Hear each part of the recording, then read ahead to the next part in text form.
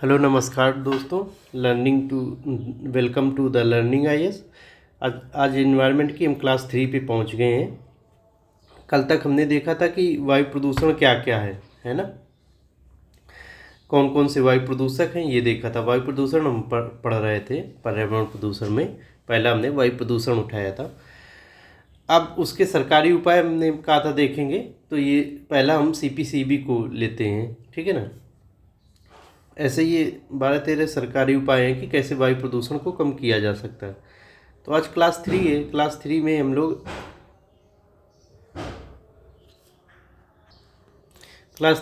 लोग वायु प्रदूषण की रोकथाम, है ना, वायु प्रदूषण की रोकथाम के लिए सरकारी उपाय पढ़ेंगे, है ना। गवर्नमेंट क्या प्रयास कर रही है ना। गवर्नमेंट के जो प्रयास हैं वायु प्रदूषण को रोकने के लिए, उन्हें एक एक करके डिस्कस करेंगे। तो हम पहला लेते हैं CPCB. Central pollution control board. केंद्रीय प्रदूषण नियंत्रण बोर्ड, ये है सीपीसीबी। तो सीपीसीबी को पढ़ने के पहले थोड़ा एक इसका बैकग्राउंड देख लेते हैं, है ना। कब आया, क्यों आया, है ना। देखो, द्वितीय विश्व युद्ध के ख़त्म होने के बाद द्वितीय विश्व युद्ध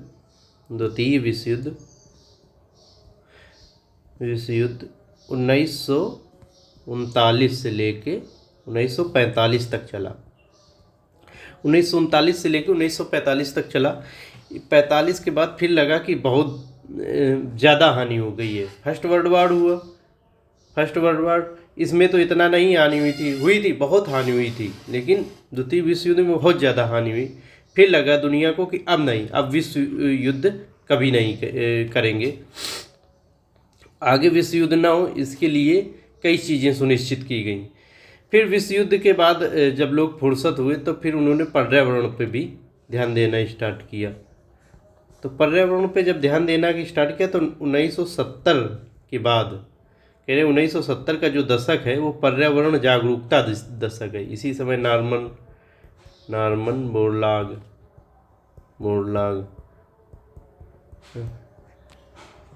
जेनेटिकली जीएम फसलों के लिए इन्होंने बहुत काम किया। इन्होंने कई पर्यावरण पे लेके रिसर्च वगैरह दी कई लोगों ने इसी समय। तो सब कई रिसर्च आने लगी। अमेरिका की कई संस्थाओं की पर्यावरण की प्रदूषित हो रहा है, ओजोन लेयर डिप्लेशन पे आने लगी। तो फिर 1972 में 1972 से पहले 1971 में रामसर कन्वेंशन हुआ।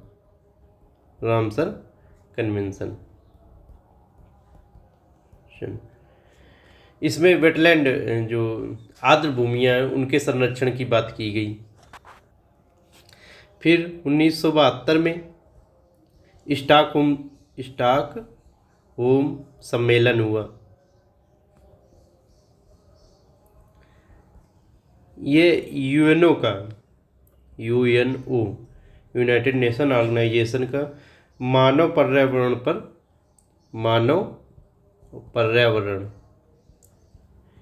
ह्यूमन इन्वायरमेंट पर क्या असर डाल रहा है, और इन्वायरमेंट अगर ख़राब होगा तो ह्यूमन पर क्या असर होगा, है ना। सम्मेलन था, कॉन्फ्रेंस थी, सम्मेलन, ठीक है। स्टॉकहोम कहाँ है? स्वीडन में है। हाँ, स्वीडन में है। इसी कन्वेंशन में यूनेप का निर्माण हुआ। यूनाइटेड नेशन यूनेप का निर्माण हुआ। यूनाइटेड नेशन इन्वायरमेंट प्रोग्राम, इसका निर्माण हुआ। ये पर्यावरण के क्षेत्र में ये संयुक्त राष्ट्र की संयुक्त राष्ट्र की एक काफ़ी प्रसिद्ध एजेंसी है जो पर्यावरण के क्षेत्र में काम करती है। 1972 के सम्मेलन में इसके निर्माण की आधारशिला रखी गई है ना। और इसका मुख्यालय है नैरोबी में, हेडक्वार्टर है इसका, हेडक्वार्टर नैरोबी में। यूनेप का हेडक्वार्टर नैरोबी में, नैरोबी का केन्या, नैरोबी में इसका मुख्यालय है। तो ये 1972 में ये हुआ। देखो 71 में तो ये हो गया फर्स्ट डाल दें, इसे सेकेंड डाल दें। 1972 में ये दो चीज़ें हुई। स्टॉकहोम सम्मेलन हुआ, उसी में यूनेप की स्थापना हुई। फिर इसके बाद क्या हुआ, 1972 के सम्मेलन में भारत ने भी भाग लिया है ना। 1971 में लिया था भारत ने, 72 में भी भाग लिया। तो फिर भारत में भी पर्यावरण को लेके जागरूकता काफ़ी ज़्यादा आई। हालांकि यहाँ पे लोगों की दिनचर्या में, लोगों की संस्कृति में पर्यावरण का ऑलरेडी महत्व है कि लोग बरगद की पूजा करते थे, पीपल की पूजा करते थे, है, नदियों को इतना महत्व दिया जाता था। तो पर्यावरण संरक्षण के लिए हमारे यहाँ परंपरागत रूप से संरक्षित किया जाता था हमारे बुजुर्गों द्वारा। लेकिन अब पर्यावरण के संरक्षण के लिए एक वेल मैकेन रूम में कि सही से कानूनन रूप से अगर संरक्षण किया जाए, है ना, सही से तकनीक अपनाई जाए, वो अब होने लगा। तो पर्यावरण संरक्षण पे भारत ने भी इस सम्मेलन में भाग लिया। और पर्यावरण संरक्षण के प्रति उस समय इंदिरा गांधी प्रधानमंत्री थी, इंदिरा गांधी, उन्होंने फिर भारत में कई कानून पारित किए, है ना। तो सबसे पहला यहाँ पे फिर पारित हुआ भारत में वन्य जीव। देखो 1972 के सम्मेलन के बाद भारत में कई चीज़ें हुई, है ना। इसे आप ABCD ले रख लें। ए, वन्य जीव संरक्षण अधिनियम 1972, वाइल्ड लाइफ प्रोटेक्शन एक्ट 1972, है ना। इसमें वन्य जीवों के संरक्षण की बात की गई कि भारत में जो भी वन्य जंगल में जीव रहते हैं उनको संरक्षित किया जाए। फिर 1973 में प्रोजेक्ट टाइगर आया, प्रोजेक्ट टाइगर, है ना। 1974 में जल प्रदूषण अधिनियम आया, जल प्रदूषण अधिनियम आया, ठीक। जल प्रदूषण अधिनियम के तहत, ये 1974 के जल प्रदूषण के अधिनियम के तहत ही CPCB को निर्मित किया गया, सेंट्रल पॉल्यूशन कंट्रोल बोर्ड, जो अभी ये पढ़ना है हमें। इसी के लिए ये पूरी बैकग्राउंड में तैयार कर रहा था, बता रहा था कि क्या कैसे क्या नहीं। तो जल प्रदूषण अधिनियम आया, उसी के तहत CPCB का गठन किया गया। और इंदिरा जी ने संविधान में भी कई परिवर्तन कराए, है ना। भारत के संविधान में भी कई पर्यावरण से संबंधित अनुच्छेद जोड़े गए, जैसे 48 से 48A, है ना। इसे 1976 में जोड़ा गया 42वें संविधान संशोधन द्वारा, कॉन्स्टिट्यूशन अमेंडमेंट द्वारा, है ना। 51A का G जो सब क्लॉज है, उसे वो जोड़ा गया। इसे भी 1976 में जोड़ा गया 42वें संविधान संशोधन द्वारा। इसके बाद संविधान में ये 2 आर्टिकल जोड़े गए, प्रमुख आर्टिकल और भी जोड़े गए। और फिर 1981 में वायु प्रदूषण अधिनियम आया, है ना, प्रदूषण अधिनियम। भारत में भी जागरूकता आ रही थी, यही बताने की ये प्रयास है कि क्या भारत में हो रहा था उस समय, है। 1981 से पहले 1980 में देख लेते हैं, वन संरक्षण अधिनियम आया, है ना। वन संरक्षण अधिनियम, वनों को संरक्षित किया जाए, है ये। 1985 में भारत में पर्यावरण मंत्रालय बनाया गया अलग से, भारत सरकार ने केंद्रीय मंत्रालय पर्यावरण मंत्रालय बनाया कि भाई पर्यावरण से संबंधित जो भी चीज़ें हों, पर्यावरण की सुरक्षा से संबंधित चीज़ें, एक उसके लिए मंत्रालय ही अलग बना दिया गया, पहले ऐसा नहीं था। फिर 1986 में ऐसे फिर चलता रहता है, फिर कितना आगे देखेंगे, फिर आगे और बताएंगे। फिर 1986 में पर्यावरण संरक्षण अधिनियम आया, पर्यावरण संरक्षण अधिनियम आया, अधिनियम आया, है ना, कि पर्यावरण संरक्षण से संबंधित अधिनियम 1986, ये सब पूछे जाते हैं। ठीक, तो ये भारत में ये सब प्रयास हो रहे थे, ABCD ये मान लो, इसे यहाँ से DEFG ऐसे ही ये मान लो।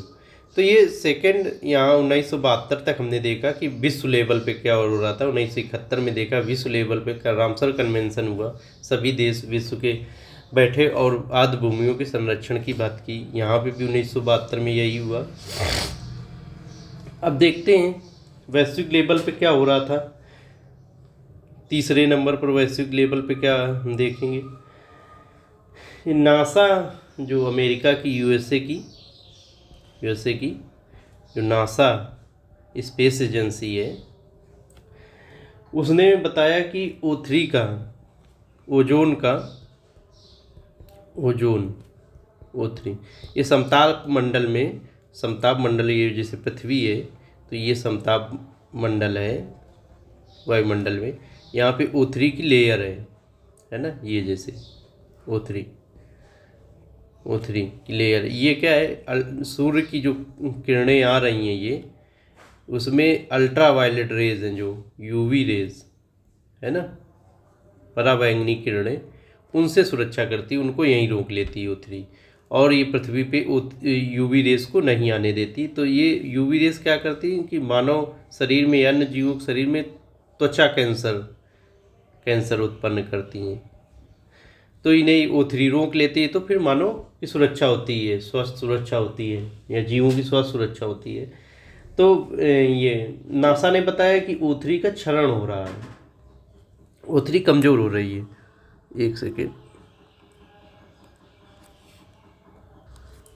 नासा ने बताया कि ओजोन अपक्षय तत्व, ओजोन डिप्लेशन जो हो रहा है, ओजोन पतली हो रही है, ओजोन का क्षरण हो रहा है, लेयर का, ओजोन लेयर का डिप्लेशन हो रहा है, जो क्षरण हो रहा है, पतली हो रही है लेयर, बीच बीच में होल बन रहे हैं जिससे UV रेस नीचे पृथ्वी पे आ रही हैं।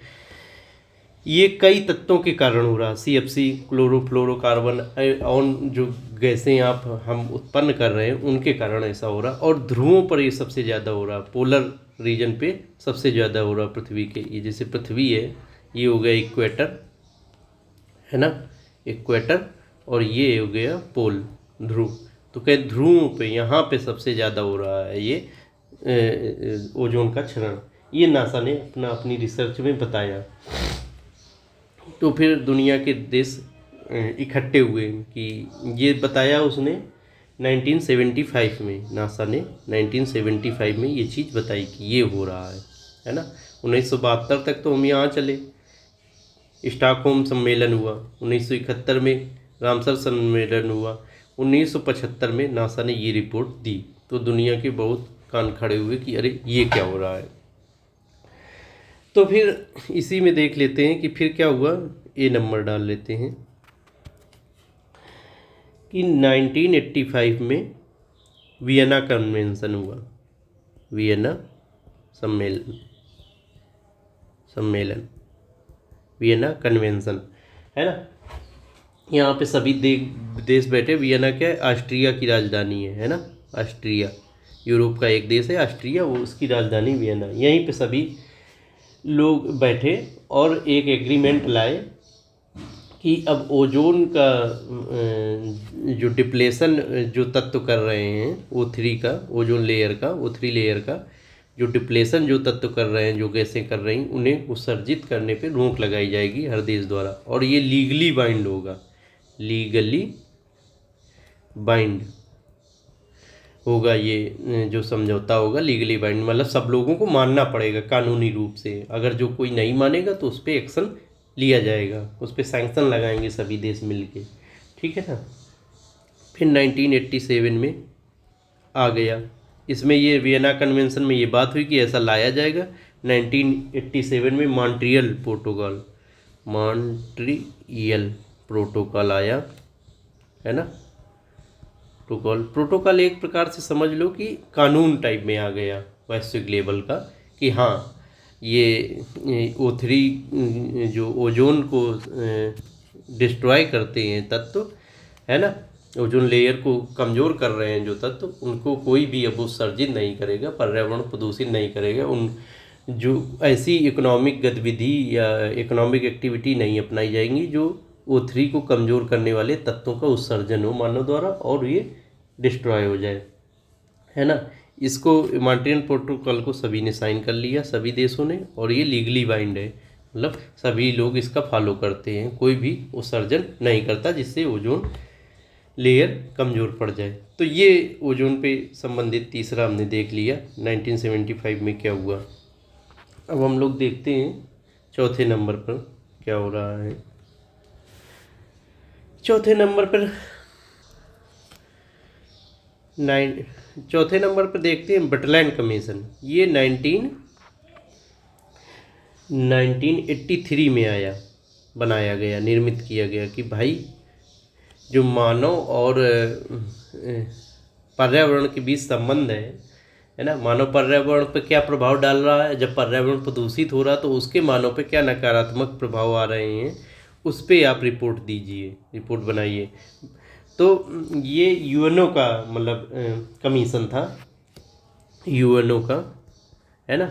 उसके ब्रिटलैंड नामक व्यक्ति जो थे वो अध्यक्ष थे, तो इस उन्हीं के नाम पे ब्रिटलैंड कमीशन पड़ गया। वैसे ऑफिशियली नाम है इसका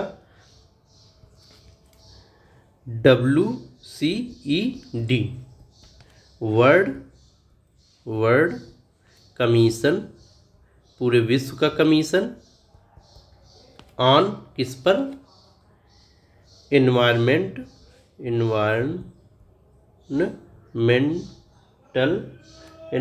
एंड डेवलपमेंट कि मानो जो डेवलपमेंट कर रहा है, विकास की गतिविधि चलाता है, रोड बनाता है, फैक्ट्री बनाता है, घर बना रहा है, जो भी इकोनॉमिक एक्टिविटी कर रहा है, उस पर इन्वायरमेंट पे क्या फ़र्क पड़ रहा है, इसके लिए ये कमीशन बनाया गया, है ना। World commission of environment and development और एनवायरनमेंट के बीच संबंध को जानने के लिए कि आप देखिए क्या हो रहा है, ये कमीशन बनाया गया, क्या फ़र्क पड़ रहा है, उसी के अनुसार फिर नीतियाँ बनेंगी, जैसी रिपोर्ट आएगी, है ना। अगर बहुत ज़्यादा नकारात्मक परिवर्तन पड़ रहे होंगे विकास के पर्यावरण पे तो उसी प्रकार की नीतियाँ आएंगी, जैसा कुछ आगे। तो इस कमीशन ने 1987 में अपनी रिपोर्ट दे दी, और इस रिपोर्ट का नाम था आवर कॉमन फ्यूचर, हमारा साझा भविष्य,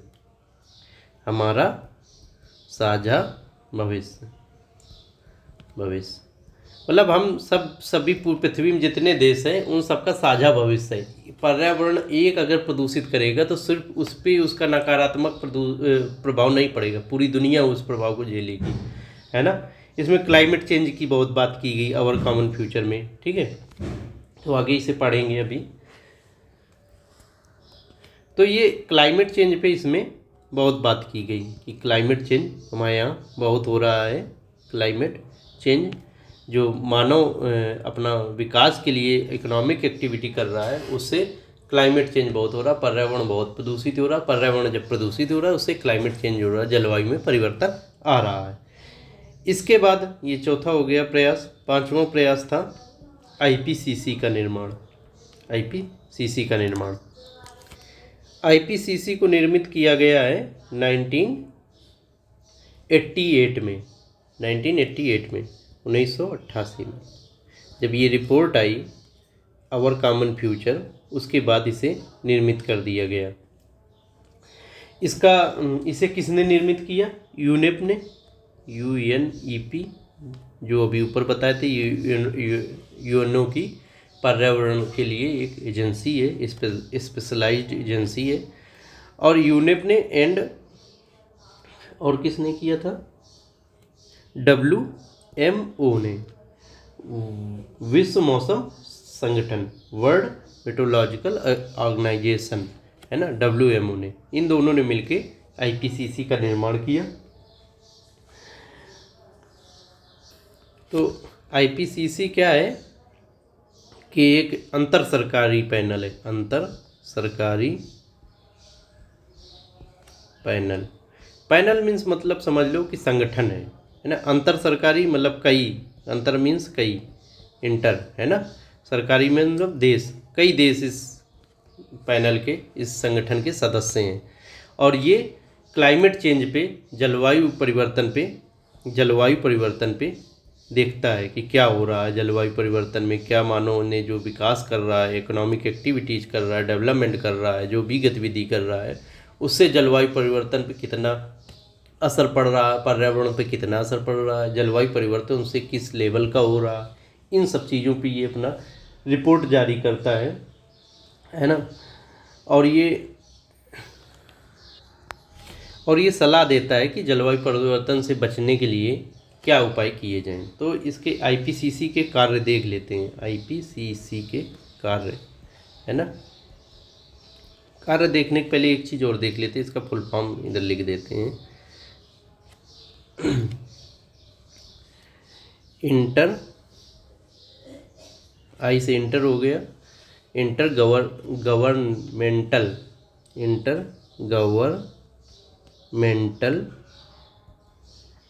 पैनल ऑन क्लाइमेट चेंज, ये हो गया इसका फुल फॉर्म, है ना। इसका और हिंदी में हो गया जलवायु परिवर्तन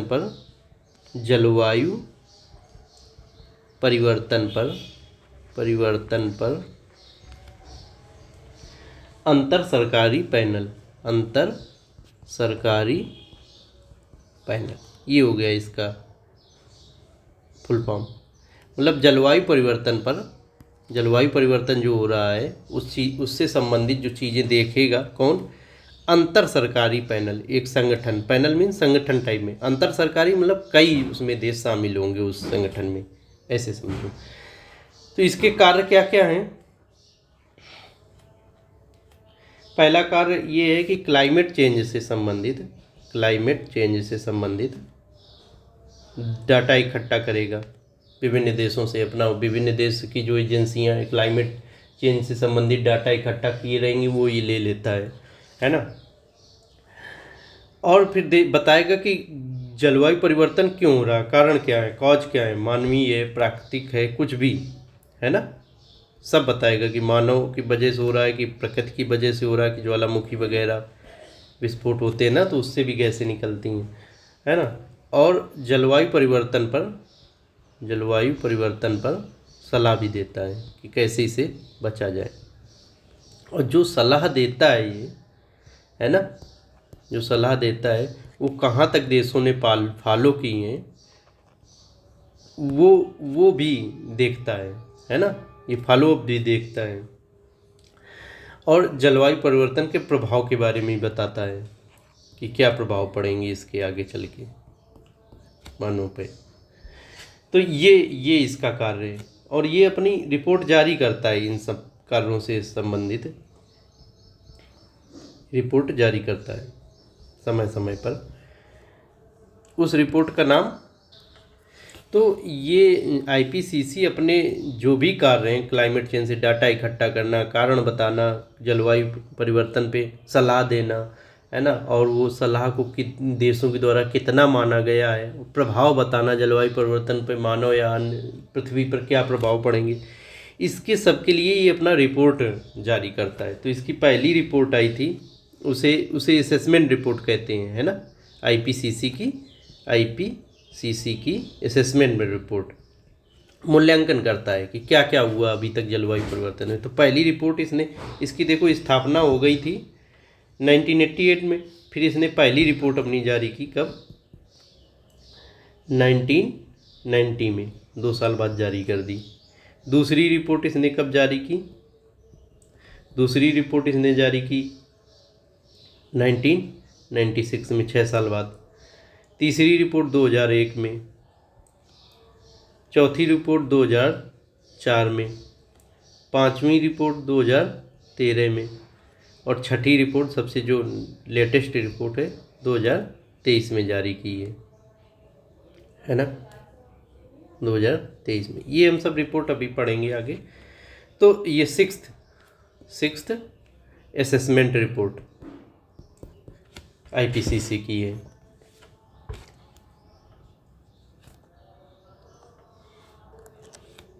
तो हमने अभी आईपीसीसी को देखा 5वें नंबर तक, है ना। 1988 में आईपीसीसी का निर्माण हो गया। आईपीसीसी क्या कर रहा था? अब छठे नंबर पे बस ये लास्ट है समझो, जो वैश्विक स्तर पर प्रयास है वो देखेंगे। ढेर सारे प्रयास हैं जो मुख्य अभी हम देख रहे हैं, वो हम देख ही ले रहे हैं एक नज़र में, जिसमें आगे की संभावना। रियो डी जेनेरियो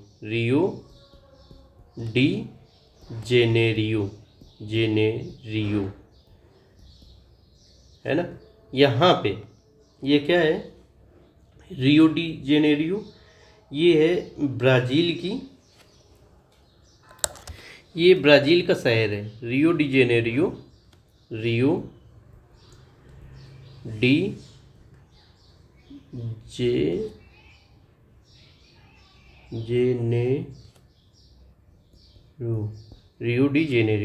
ये ब्राज़ील का शहर है ना, ब्राज़ील का शहर। यहाँ पे 1972 में जो स्टॉकहोम सम्मेलन हुआ था, है ना, यूएनओ का पर्यावरण पे जो सम्मेलन हुआ, तो उसकी 20वीं वर्षगांठ पे 1992 में, है ना, 20 साल जोड़ो प्लस 20 हो जाएंगे। 1992 में रियो डी जेनेरियो में यूएनओ का, यूनाइटेड नेशन का मानव पर्यावरण पे सम्मेलन ऑर्गेनाइज किया गया। ये बहुत बड़ा सम्मेलन था, इससे कई चीज़ें निकल के आएंगी। इस सम्मेलन के नाम हम देख लेते हैं। तो रियो सम्मेलन इसे तो कह देते थे, पहला तो यही हो गया रियो सम्मेलन, है ना, शॉर्ट फॉर्म में सम्मेलन। रियो डी जेनेरियो सम्मेलन कॉन्फ्रेंस से को छोटा करने के लिए रियो सम्मेलन कह देते हैं। फिर दूसरा, इसे अर्थ समिट भी कहते हैं। पृथ्वी सम्मेलन, है ना, पूरी पृथ्वी को बचाने के लिए था ना, इसलिए पृथ्वी सम्मेलन। तीसरा इसका नाम है एजेंडा 21, है ना, एजेंडा 21। एजेंडा 21 की 21वीं सदी है जो आ रही है, 21वीं सदी, है ना। ये तो 20वीं सदी में हुआ था, 1992, क्या 20वीं सदी थी? 20वीं सदी का सबसे लास्ट डिकेड था। अब जो 21वीं सदी आ रही है ना, 2001, 2002, 2099 तक की बात हो रही है, उसमें हमारा क्या एजेंडा रहेगा पर्यावरण को बचाने के लिए? 21वीं सदी, है ना, 21वीं सदी। और क्या नाम था इसका? इसका ऑफिशियल नेम अगर देखा जाए तो UNCED, ये पूरा सही वाला नाम ये था, United nation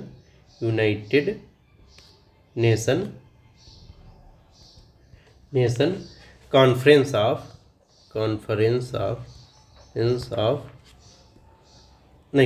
on environment and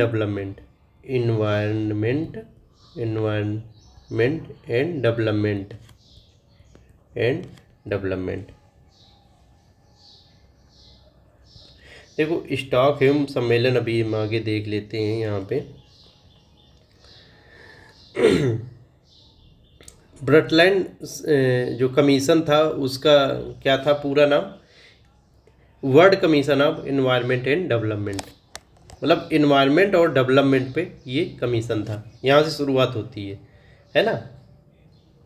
यही चीज़ आई इसमें रियो सम्मेलन में भी, कि इन्वायरमेंट एंड डेवलपमेंट पे बात होगी कि डेवलपमेंट और इन्वायरमेंट का क्या संबंध है, क्या डेवलपमेंट से इन्वायरमेंट को नुकसान हो रहा है, और इन्वायरमेंट जब नुकसान जो हो जा रहा है तो फिर मानव पे उसका क्या प्रभाव हो रहा है, कैसे उससे बचा जाए। ये इन्वायरमेंट और डेवलपमेंट के बीच संबंध के लिए ये कॉन्फ्रेंस थी, सम्मेलन था।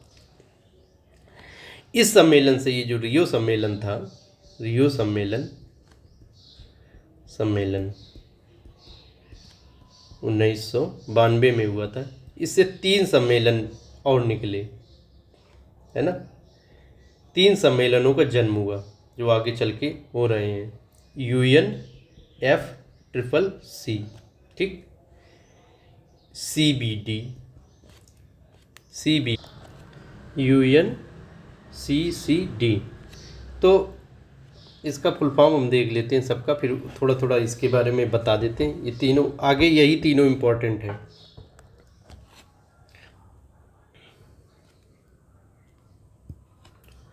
ये United Nation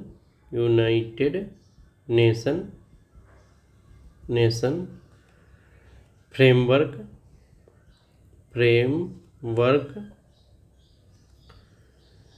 convention on climate change, convention on climate change, मतलब क्लाइमेट चेंज पर ये था। ये वाला दूसरा वाला CBD जैव विविधता पर था, विविधता पर। तीसरा वाला स्थल पर था, स्थल भूमि को लेकर था। तीनों के अपने अपने मकसद थे। तो जो ये था, इसका हिंदी देख लेते हैं। ये हिंदी इसका है, जलवायु परिवर्तन पर संयुक्त राष्ट्र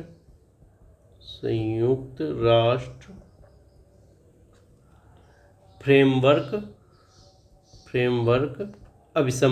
अभिसमय मतलब कॉन्फ्रेंस, है ना। कन्वेंशन अभिसमय, कॉन्फ्रेंस या कन्वेंशन को अभिसमय कहते हैं हिंदी में, ठीक है। तो ऐसे ही आप याद रख लेना। और CBD क्या है कि CBD, एक सेकेंड, CBD का है, एक second, convention on biological diversity, ठीक है। ये मतलब जैव विविधता पर सम्मेलन, है ना। इनकी सब COP होती हैं। COP वार्षिक भी हो सकती है, द्विवार्षिक भी हो सकती है, त्रिवार्षिक मतलब 3 साल में एक बार मिले सभी सदस्य देश, या 2 साल में एक बार मिले, या साल में एक बार मिले, कैसी भी हो सकती है ना। तो इन सब की COP हुआ करती हैं, तीनों की COPs, कि क्या आगे करना है, क्या अभी तक इन पे कार्य हुआ है, बायोलॉजिकल डाइवर्सिटी पे, जैव विविधता पे, या क्लाइमेट चेंज पे, इन सब पे डिसाइड हुआ करता है। तो ये हर साल, इसकी UNFCCC की तो हर साल होती है, इसकी ये द्विवार्षिक होती है, 2 साल में एक बार, है ना, CBD की। अब आगे देख लेते हैं इसे, UNCCD, वहाँ पे इतना जगह नहीं है। यूनाइटेड नेशन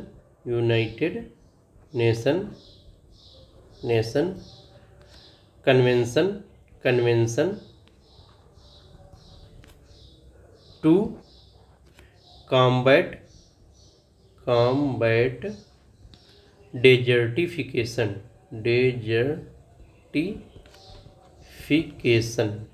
है ना। ये हिंदी में संयुक्त राष्ट्र, हिंदी में इसका हिंदी है संयुक्त राष्ट्र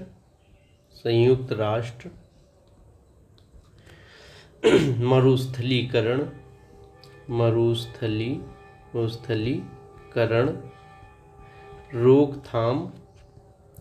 रोकथाम अभिसमय, है ना।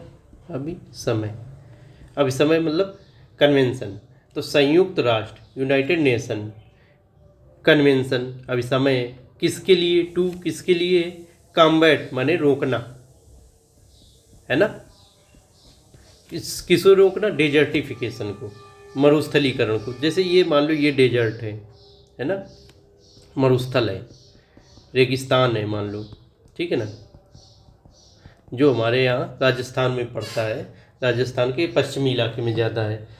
तो थार का मरुस्थल है मान लो हमारे यहाँ, ये थार का मरुस्थल है राजस्थान में, थार का मरुस्थल। तो ये क्या होता है, मरुस्थल की जो में ऐसे ये हवा चल रही है, ये है ना, पवनें चल रही हैं। तो ये क्या करती हैं पवनें, इसकी रेत को इधर डाला करती हैं, इसकी बाउंड्री के बाहर। तो जब रेत इधर भी आ जाएगी, इस साइड भी रेत आ गई यहाँ पे, तो ये क्या हुआ कि ये मरुस्थल का विस्तार हो गया, है ना, रेगिस्तान का विस्तार हो गया, डेजर्ट का विस्तार हो गया। तो कह रहे हैं कि इस विस्तारीकरण को रोकना है, मरुस्थल को रोकना है, उसे सीमित करना है उसकी बाउंड्री में।